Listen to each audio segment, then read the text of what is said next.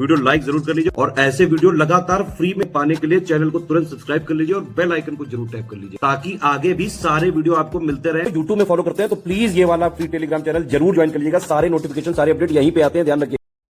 तो दोस्तों $1 million question है, क्या पीसीएस एग्जाम के लिए हम लोगों को एनसीईआरटी की बुक्स पढ़नी चाहिए या नहीं? तो भैया देखो, इसका सीधा सीधा आंसर है बिल्कुल आपको पढ़नी पड़ेगी पीसीएस एग्जाम के लिए। अगर आप वनडे एग्जाम की तैयारी कर रहे हो तो कोई दिक्कत नहीं है, तो आप सीधा फैक्ट वगैरह को आप लोग याद कर सकते हो और एग्जाम में वैसे ही आपसे क्वेश्चंस आते हैं। लेकिन पीसीएस एग्जाम की बात करें तो भाई देखो, ये आपका वनडे एग्जाम तो है नहीं, इसमें पहले आपका प्री का एग्जाम होता है, ठीक है, जिसमें आपके 2 पेपर होंगे। अगर यूपी पीसीएस की बात करें, एक जीएस का एक सीसैट का, उसके बाद आप समझो आपके मेंस के पेपर होंगे, ठीक है, और मेंस के पेपर भी आपके 6 पेपर होते हैं, ठीक, 3 दिन चलते हैं ये भी। तो जो आपके पीसीएस लेवल के एग्जाम्स है ना, इसमें एनसीईआरटी पढ़ने की जरूरत होती है। क्यों? क्योंकि भाई देखो, एनसीईआरटी से आपका क्या कंसेप्ट जो है ना वो बढ़िया से बिल्ड होता है, एक तरीके से आपका बेस बन जाता है। उसके बाद जो है ना आपका फाउंडेशन स्ट्रांग अगर हो गया ना, आपका बेस मजबूत है, तो आप बिल्डिंग और ऊपर जो है बढ़िया बनाते चलोगे। और सीधा सीधा एक चीज और समझो, जो मेंस का एग्जाम होता है ना, उसमें कंसेप्चुअल क्वेश्चंस अब आते हैं आपके यूपी पीसीएस एग्जाम में, ठीक है। तो उन कंसेप्चुअल क्वेश्चंस को करने के लिए एनसीईआरटी बुक्स को पढ़ने की आपको जरूरत है। अब कौन कौन सी एनसीईआरटी पढ़े, इसके बारे में बात कर लेते हैं। तो देखिए, सबसे पहले ज्योग्राफी की अगर बात करते हैं तो देखो, ज्योग्राफी की तो 6 से 12th क्लास की एनसीईआरटी आपको पढ़नी ही चाहिए, इसका कोई भी ऑल्टरनेटिव नहीं है, ठीक है। 6 से 12 तक आपको पढ़नी है। क्या इतने से हो जाएगा? से 12 तक का पढ़ के सही से हमारा एग्जाम भर के क्वेश्चंस हो जाएंगे? तो इसका आंसर है नहीं।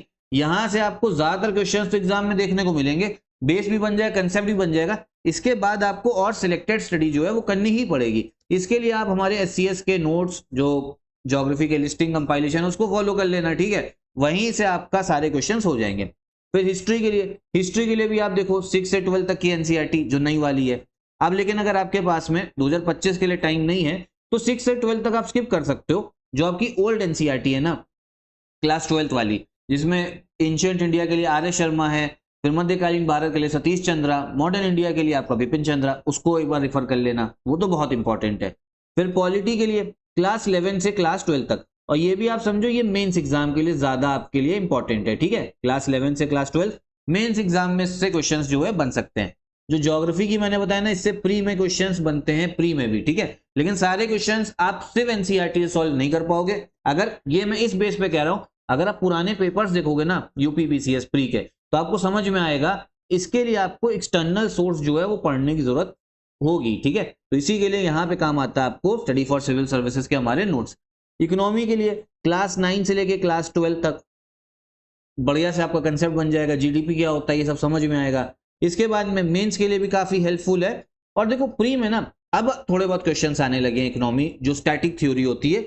बाकी इकोनॉमी से आप समझो जो आपका यूनियन बजट होता है, इकोनॉमिक सर्वे, ठीक है, इससे ज्यादा क्वेश्चन अभी भी आते हैं। लेकिन मेंस के लिए भाई एसडीएन तो तभी बनोगे ना जब मेंस निकालोगे, और प्री में भी अब थोड़े बहुत जो है इकोनॉमी से जो स्टैटिक थ्योरी के कंसेप्ट है वो आ रहे हैं। इसके लिए पढ़ने की जरूरत है क्लास 9 से 12, आपका बेस भी बनेगा। और साइंस तो भैया बहुत जरूरी है। साइंस से समझो आपके प्री में ही क्वेश्चंस आते हैं, ठीक है, और साइंस से आप समझो लगभग 20 क्वेश्चन के आसपास आपको प्री एग्जाम में देखने को मिलेंगे।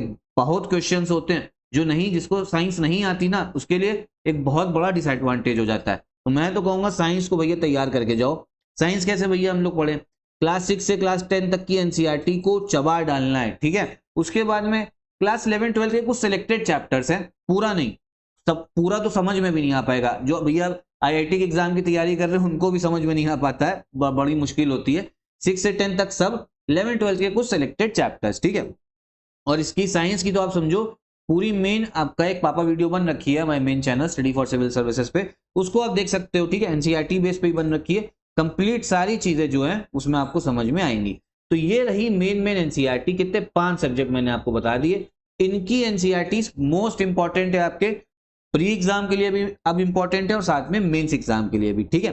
तो इतनी चीज आप लोग जरूर करिएगा, जरूर आपके पीसीएस एग्जाम्स के लिए काफी हेल्पफुल होती है एनसीईआरटी।